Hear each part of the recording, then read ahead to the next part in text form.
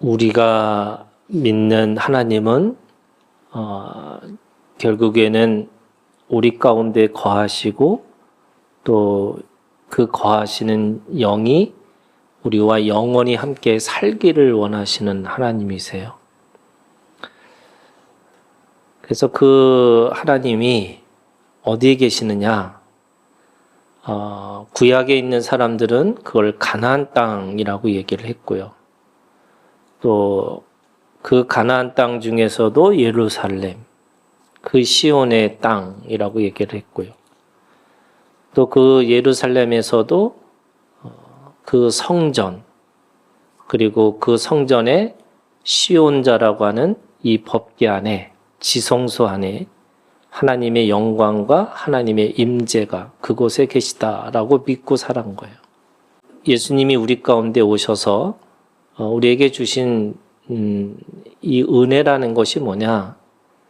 예루살렘이라고 하는 그 공간, 또는 그 지성소라고 하는 공간, 그 법궤라고 하는 공간이 바로 우리의 몸으로 오셨다라고 말씀하셨고, 이제는 우리의 몸이 예루살렘이고 가나안 땅이고 지성소고 그리고 법궤가 됐다, 이렇게 말씀하시는 거예요. 그래서 오늘 우리가 결국 보는 것이 뭐냐? 우리가 보고 있는 또는 듣고 있는 소식은 전쟁의 소식이고 또 염려와 두려움 가운데 있는 소식이지만, 사실은 우리가 들어야 될 소리는 마음의 소리예요. 저는 신앙이라는 게, 또 하나님이라는 우리가 믿고 있다는 게 뭐냐? 계속해서 마음의 소리를 듣고 있어야 되는 거죠.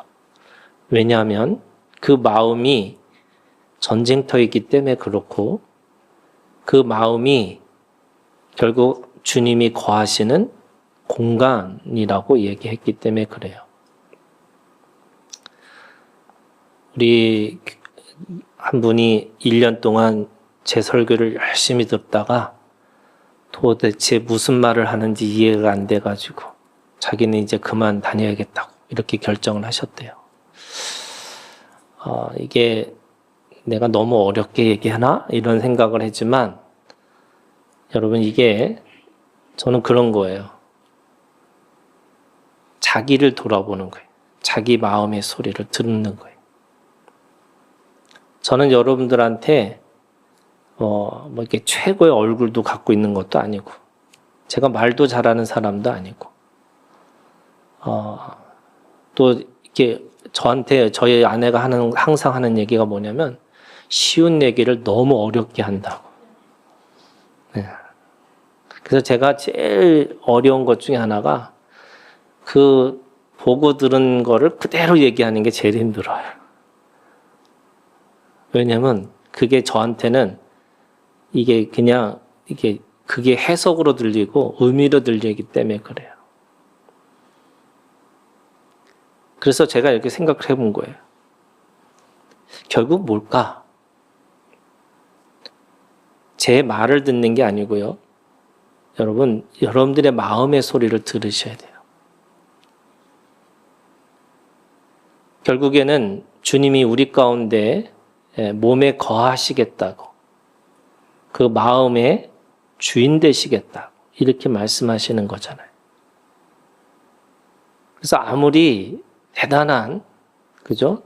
능력이 있다 할지라도 예수님을 쫓아갔던 사람들은 다 기적을 보고 주님을 쫓아갔다가 나중에는 결국에는 주님을 죽이라고 하는 무리들이 됐어요.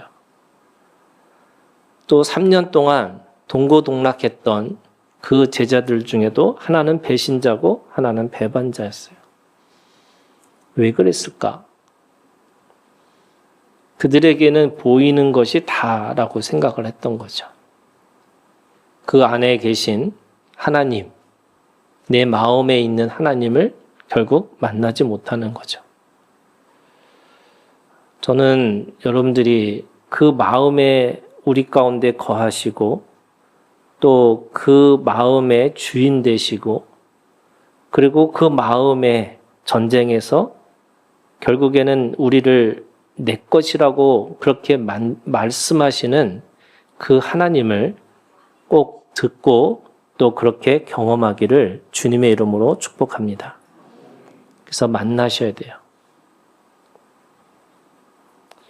오늘 이 사사기 3장 1절부터 6절에 있는 말씀은요, 왜 하나님이 이 가나안 땅에 그 땅을 주시고 왜 그 땅에 여전히 이방인 그 족속들을 남겨두시는지를 설명을 하고 있어요.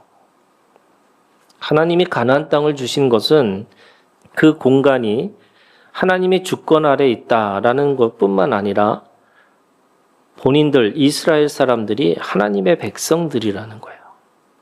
그리고 그 백성들은 하나님의 나라를 살아내라는 거죠.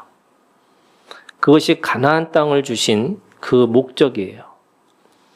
그래서 그 땅은 은혜의 땅입니다. 그 은혜라는 것이 어떤 의미를 갖고 있냐면 그 땅은 젖과 꿀이 흐르는 땅이라고 얘기하는데 이 젖과 꿀이 흐르는 땅이라는 말이 뭐냐면 그 땅에서는 이슬이 맺히고요. 하늘에서는 비가 내리는 땅이에요. 그래서 그 땅은 하늘만 바라보는 땅이에요. 그래서 그 젖과 꿀을 언제 경험하냐? 하늘을 바라볼 때에 경험되어지는 거예요. 땅을 보면요. 발로 물된 동산이 될 수가 없어요. 거기는 물길이 없는 거예요. 그리고 물이 고이지를 않아요. 그러다 보니까 자기 발로 물레방아를 돌려서 그 물길을 만들 수 있는 땅이 아니에요. 그래서 그 가나안 땅은 하늘만 바라보는 땅이에요. 그래서 젖과 꿀이 흐른다라는 말이 무슨 말이냐? 하나님의 약속, 말씀이 젖이고 말씀이 꿀이라서 그 말씀을 따라서 하늘만 바라보고 있는 땅, 그 땅이 가나안 땅이에요. 똑같죠, 여러분? 그 가나안 땅이 오늘 내 마음이라면 여러분 마음이 어디에 있나요? 여러분들의 마음이 어디를 보고 있는 건가요? 우리가 그거에 대해서 묻는 거죠. 우리가 내 마음이 또 내 몸이 하나님이 주인 되셨다라는 말은 결국에는 우리의 마음이 하나님 앞에 있어야 되는 거예요. 하나님의 말씀에 있는 거예요. 그런데 사람들은 땅을 보면서 발로 물된 동산을 만들려고 하는 거죠. 내가 뭔가 내 마음을 안정시키려고 또는 내 마음이 다른 것에 뭔가 하기 힘드니까 뭔가에 내가 더 중독되고 또 내가 뭔가에 집중하는 건 같지만 실제로 마음을 빼앗기고 살아가는 거예요. 그래서 하나님의 말씀과 하나님의 관심이 있는 게 아니고 자꾸 다른 것에 대해서 이야기를 해요. 그게 하늘만 보는 이 가나안 땅에서는 결국엔 뭐하냐면 그 이슬과 비가 내리는 것을 보지 않은 상태에서 자꾸 땅만 보고 살아가니까 괴롭고 힘든 거예요. 그 가나안 땅은요, 하나님이 이렇게 말씀하셨어요. 큰 자가 작은 자를 섬기는 나라라고. 그 가나안 땅에 밖에 있는 이방 민족 또는 그 이방인들이 가지고 있는 생각이 뭐냐? 그들은 큰 자가 작은 자에게 군림하는 거예요. 그런데 가나안 땅만이 큰 자가 작은 자를 섬기는 나라예요. 고아와 과부와 나그네들과 함께 사는 나라. 조금은 다르지만, 조금은 차이가 있지만 그래도 살아내는 공간. 내 마음의 공간이 나로만 가득 채워지는 것이 아니라 그 하나님의 마음을 가지고 채워질 때에 다른 사람들이 보이기 시작하는 거예요. 안 그러면 내 감정이 주인되고 내 지식이 주인돼서 결국 누구도 보이질 않아요. 나밖에 없어요. 그런 의미에서 이 가나안 땅은 큰 자가 작은 자를 섬기는 나라라고 얘기를 해요. 세 번째는요, 그 은혜의 땅이 형제의 나라인데 그 형제의 나라가 하나님만 신이라는 거예요. 그게 유일신이에요. 여러분, 이방 민족이 왜 문제가 되느냐? 오늘 이 사사기 3장 6절에 있는 말씀에 그들의 딸들을 맞아 아내로 삼으며 자기의 딸들을 그들의 아들들에게 주고 또 그들의 신들을 섬겼더라. 이방의 신들은요, 다 다신이에요. 유일신이 아니에요. 어떻게 한 신을 섬길 수 있을까? 지금 이 문제 속에, 이 상황 속에 그 안에서 오직 그 한 분만이 나의 소망이고 나의 노래이고 나의 생명이라고 고백할 수 있을까? 이렇게 다사다난하고 이렇게 변화무쌍한 이 세상에서 어떻게 한 신을 섬기고 살아갈 수 있을까? 그런데 가나안 땅은 유일신 한 분만을 섬기고 살아가는 거예요. 가나안 족속들, 지금 우리가 기록한 오늘 말씀에 보면 6족속이 나오고 거기에 블레셋 사람들이 나와요. 이 족속들은 결국에는 뭐냐면 이 우상을 섬기는데 그 우상에 섬기는 이유가 있어요. 그들은 땅의 신을 믿어야 돼요. 농사의 신을 믿어야 돼요. 다산의 신을 믿어야 돼요. 곳곳의 지역마다 곳곳에 그 문제 속에 신을 만나야 돼요. 한 신이 어떻게 그 모든 것을 할 수 있을까? 그래서 땅의 신을 만나려면 그 땅의 신도 산의 신이 있고 바다의 신이 있고 그 지역마다 그 지역의 신들이 있어요. 부요하고 풍요를 추구하는 이 농사의 신을 만나야 돼요. 다산을 통해서 노동력을 확보하기 위해서는 그 다산의 신을 섬겨야 되는 거예요. 온갖 신들을 다 섬겨야지 편안해지고 마음의 안정이 생겨요. 그런데 어떻게 이 가나안 땅은 유일신이라고 하는 오직 하나님 한 분만을 섬길 수 있을까?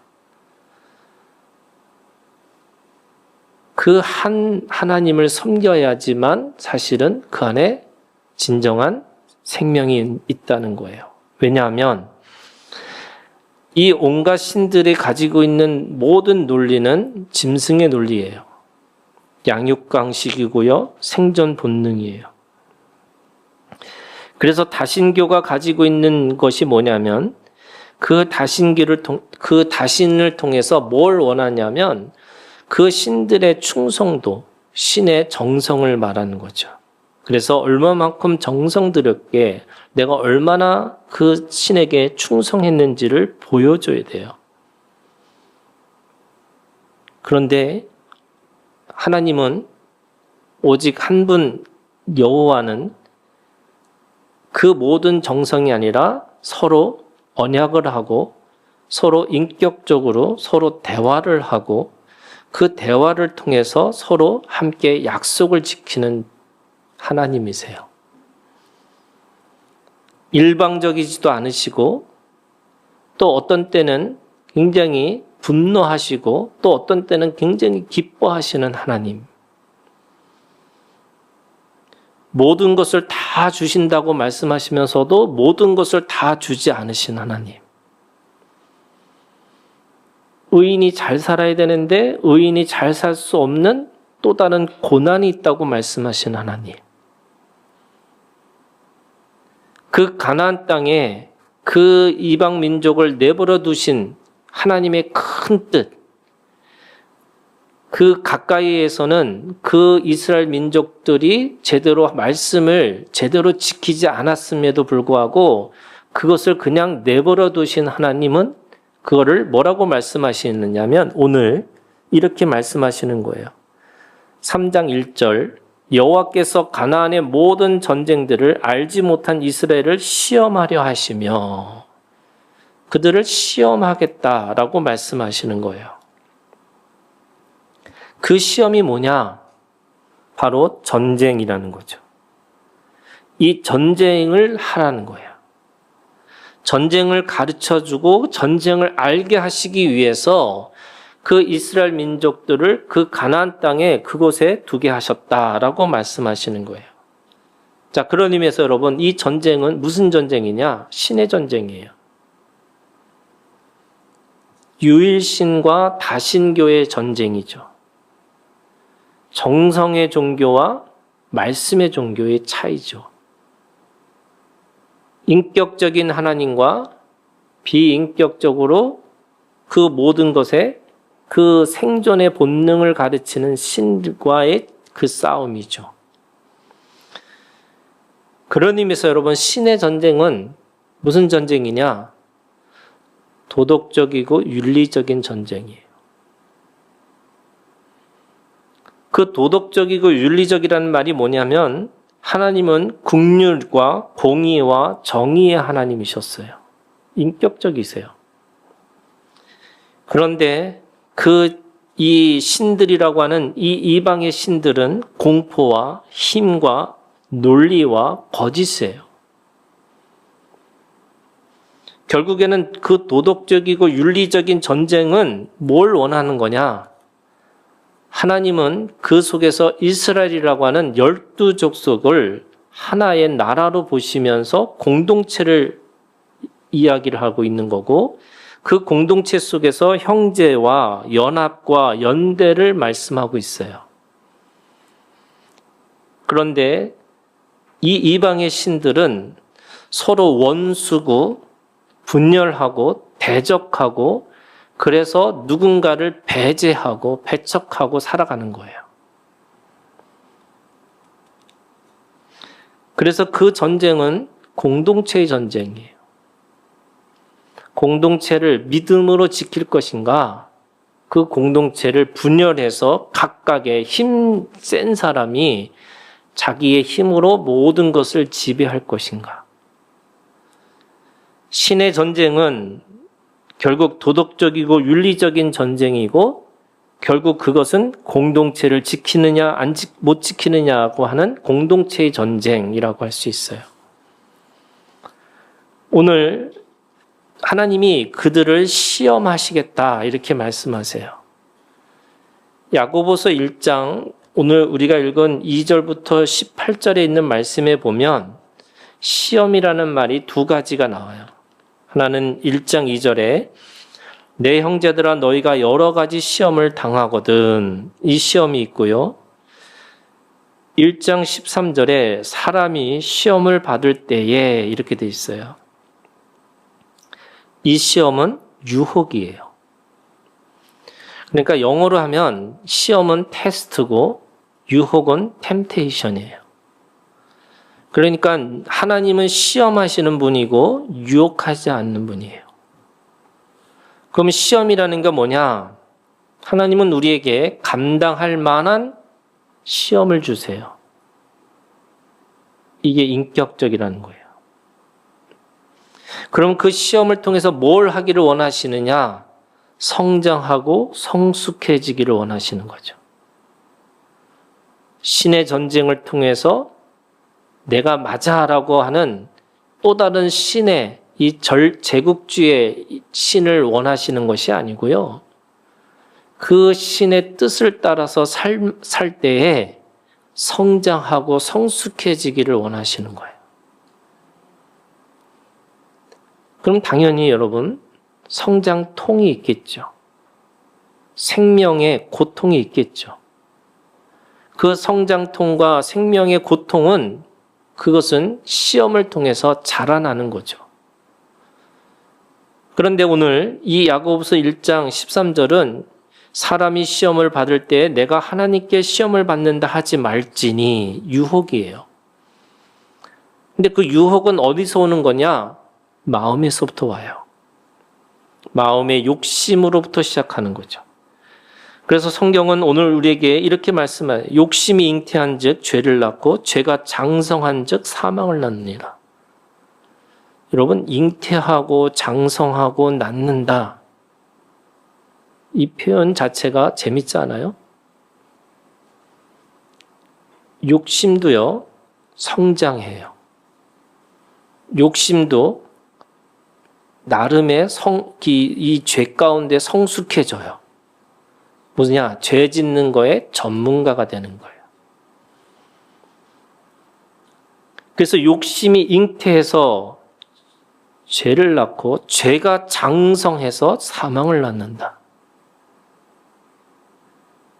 욕심이 잉태해서 장성하면 죄가 되는데 짐승의 논리가 짐승이 괴물이 돼요. 그 괴물이 거짓과 분열의 영적 실체인 마귀처럼 자라나요. 믿음도 성장하지만 여러분, 죄성도 성장해요. 믿음도 생명인 것처럼 죄도, 이 악도, 욕심도 생명과 같다는 거예요. 생명처럼 자라나요. 결국 시험을 통해서 또 유혹을 통해서 하나님은 뭘 원하시느냐? 이 유혹과 피 흘리기까지 싸우기를 원하시는 거죠. 싸우셔야 돼요. 자라나지 않으려고. 그런데 우리는 가지고 있는 지식과 우리가 가지고 있는 감정에 휘말려서 우리도 모르는 사이에 짐승 노릇을 하고 그 짐승이 자라서 괴물처럼 말하기 시작하고 그러다 보면 거꾸로 이제는 마귀처럼 행세하고 있어요. 이스라엘 백성들이 가나안 땅에서 살려고 하는 거는 왜 그렇게 사는 거냐? 공동체를 통해서 하나님의 나라를 살려고 하는 거예요. 그런데 이들은 이방의 신들을 통해서 이방인들처럼 살아내려고 지금 그 가나안 땅에서 그 짓을 하고 있는 거예요. 세상은 타락하면 다 뭐라 그래요? 그럴 수 있다라고 얘기해요. 그런데 교회는 타락하면요, 더 무서워요. 더 괴물처럼 말해요.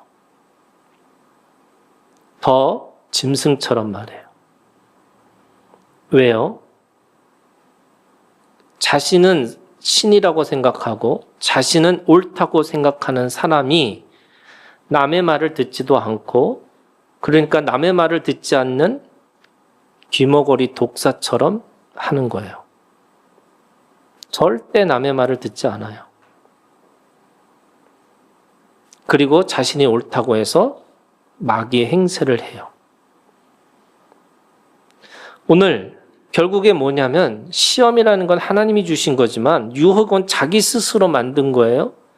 결국 두 가지 싸움을 하는 거예요. 하나님은 우리에게 하나님이 주신 시험을 통과하는 싸움도 하는 거지만 우리는 우리 안에 있는 이 마귀의 정신, 이 죄의 정신 또는 이 욕심이라고 하는 이것으로부터 짐승의 논리와 괴물의 논리와 이 마귀의 논리와 싸워야 되는 거예요. 그래서 가나안 땅이 돼야 되는 거고, 내 마음이 하나님의 성전이 돼야 되는 거고, 하나님의 성령이 거하시는 하나님이 내 마음 속에서 자정하시는 내 마음의 자리가 돼야 되는 거예요. 그거 하려면 어떻게 되느냐? 오늘 야고보서는 우리한테 그 지혜를 세 가지로 말씀하세요. 첫 번째가 2절에 있는 말씀이에요. 내 형제들아, 너희가 여러 가지 시험을 당하거든 온전히 기쁘게 여기라는 거예요. 우리는 그게 시험인지 유혹인지 몰라요.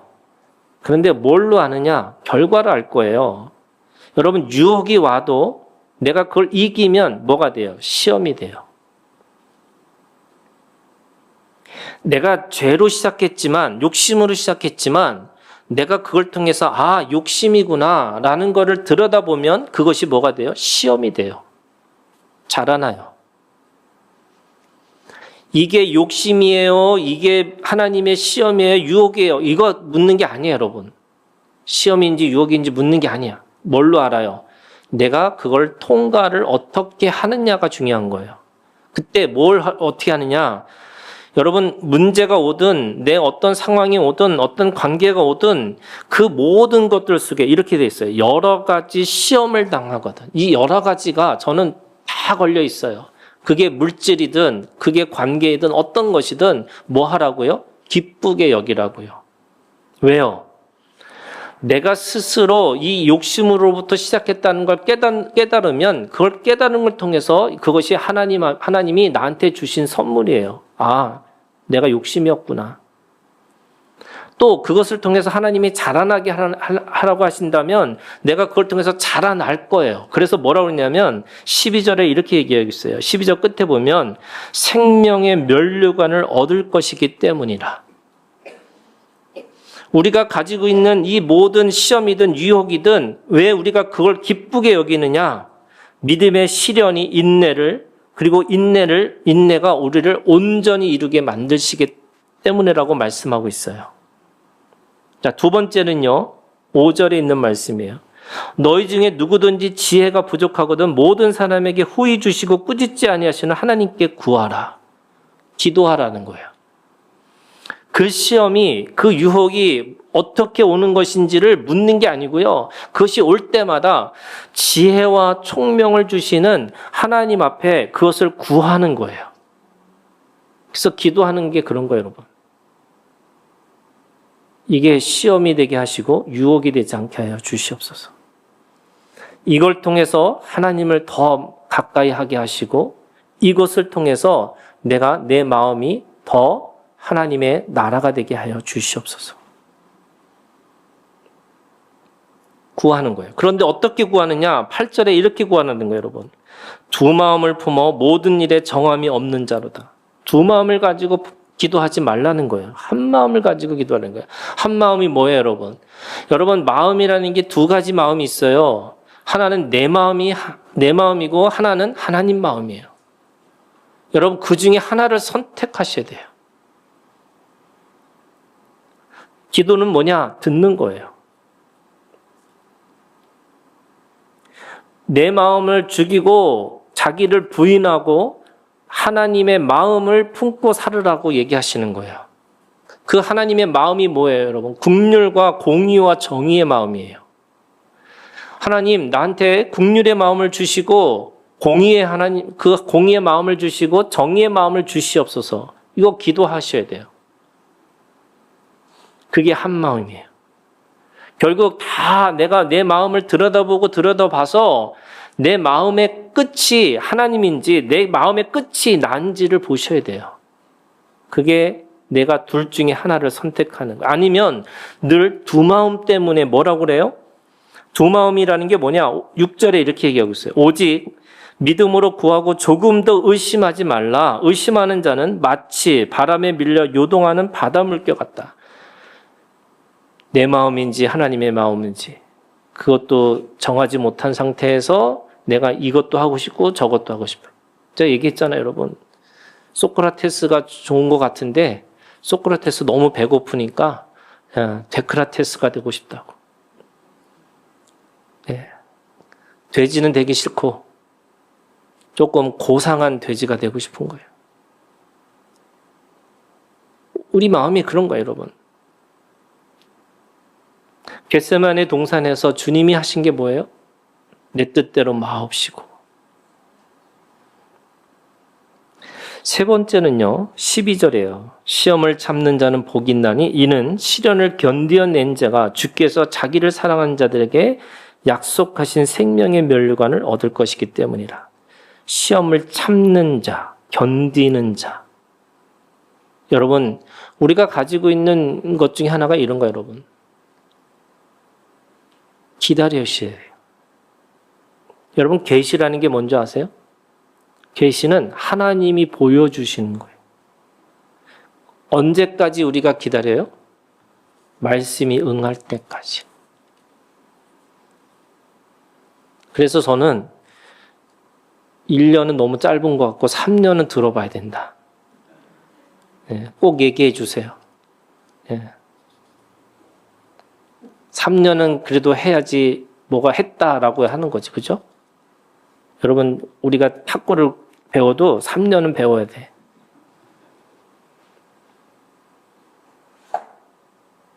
예수님도 3년 동안 가르치신 거잖아요.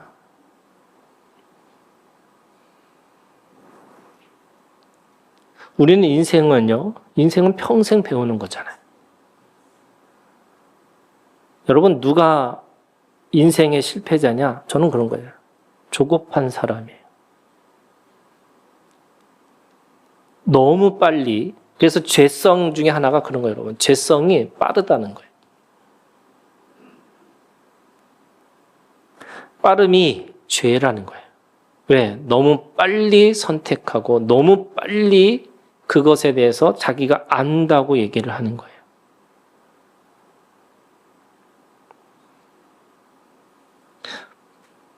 참고 견디는 거예요. 그래서 요한계시록에 있는 말씀에 결국 이 심판에 이기는 자가 누구냐? 견디는 자예요. 그러면 오늘 이 13절부터는 뭐에 대해서 얘기하느냐? 유혹을 이기는 방법에 대해서 얘기를 해요.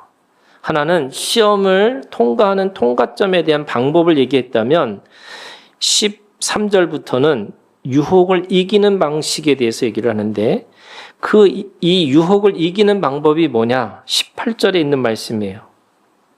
유혹은 어떻게 이기느냐? 그가 그 피조물 중에 우리로 한 첫 열매가 되게 하시려고 자기의 뜻을 따라 진리의 말씀으로 우리를 낳으셨느니라.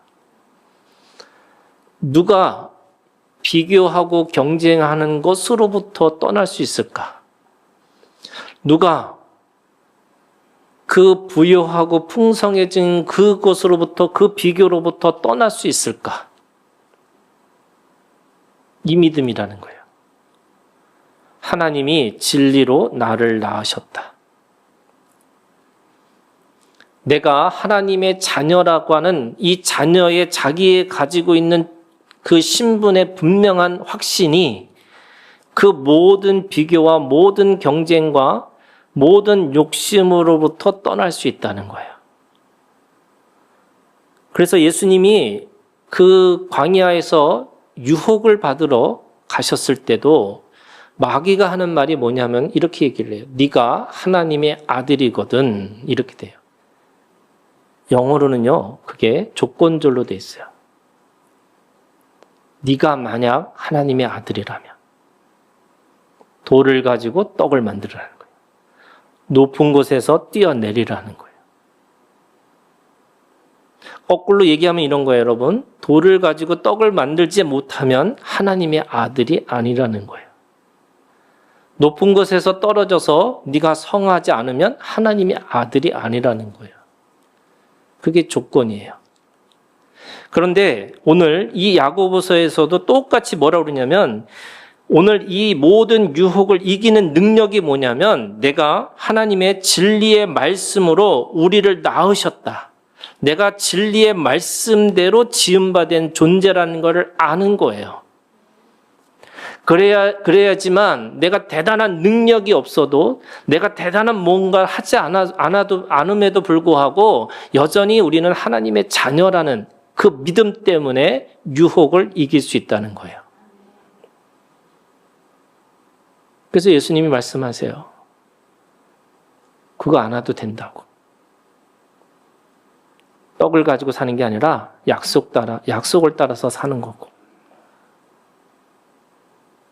그 약속의 하나님의 말씀은 내가 그걸 하든 안 하든 내가 하나님의 아들이라고. 여러분, 충분하세요. 저는 이 믿음이 있기를 주님의 이름으로 축원합니다. 여러분, 충분해요. 그런데 충분하지 않다라는 것 때문에 우리는 그 안에서 뭐 하느냐면 비교하고 경쟁해서 욕심이 들어와서 어느 순간에 그 욕심이 죄를 낳고 죄가 장성해서 사망을 낳는 거죠. 여러분, 사망이라는 게 이런 거예요. 너 죽고 나 죽자는 거예요. 여러분, 우리 믿음은 너 살고 나 사는 거예요. 너 죽고 나 사는 게 아니에요. 그런데 너 살고 나 살려면 어떻게 해야 되느냐? 주님이 말씀하세요. 내가 먼저 죽으라는 거예요. 그러면 오늘 이 영적 전쟁, 이 유혹을 이기는 방법이 뭐냐면 결국 진리의 말씀으로 우리를 낳으셨다라는 것이 뭐냐면 여러분 순간순간 내 유혹이 들어올 때마다 말씀으로 이기셔야 돼요. 말씀을 기억하시고요. 말씀을 내가 기억하는 그 말씀을 내 마음판에 기록하시고요. 그 말씀을 가지고 내가 그것을 지키고 살아내는 거예요. 그래서 우리는 말씀으로 이겨야 되는 거예요. 주님은 그 유혹의 시간 속에서 뭘 하셨냐? 하나님이 말씀으로 이기셨어요. 그 말씀이 뭘까요? 주문이 아니에요. 결국에는 사랑으로 이기는 거예요, 여러분. 십자가의 사랑으로 이기는 거예요.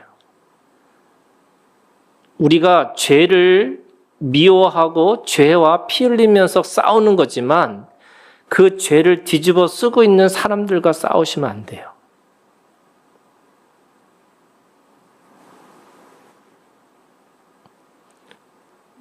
세상이 내 편이냐 내 편이냐 아니냐를 따지고 시작하고 또 나한테 이익이 되느냐 안 되느냐를 따지기 시작하면 여러분 우리는 사랑으로 이길 수가 없어요. 그 말씀으로 이긴다는 게 뭐냐? 사랑으로 이기는 거예요. 그러면 사랑으로 이긴다는 게 뭐냐? 여러분 내가 하나님 앞에 그 하나님이 옳고 이 마귀가 틀렸다고 선포하고 사는 거예요. 그래서 예수님이 마지막에 뭐라고 그러시냐면 사탄아 물러가라. 물러가라고 선포하세요. 우리가 유혹을 이기는 방법은 말씀과 사랑과 선포예요. 그러면 오늘 우리가 우리 마음속에서부터 이 유혹이 올 때마다 이 영적 전쟁은 결국 우리가 이 말씀의 언약을 기억하고 그 언약의 삶으로 사랑으로 이기는 거고 그걸 통해서 내가 결국에는 대적하고 싸우는 거예요. 여러분 오늘 우리에게 내 마음에 가나안 땅이 있어요. 이 6부족, 7부족은 그 이방의 땅이 아니고 오늘 내 마음에 있는 시험거리들이에요. 시험이 유혹으로 끝나는 것이 아니라 하나님의 시험을 통과해서 성장하고 성숙해지는 오늘 우리가 되기를 주님의 이름으로 축원합니다. 기도하겠습니다.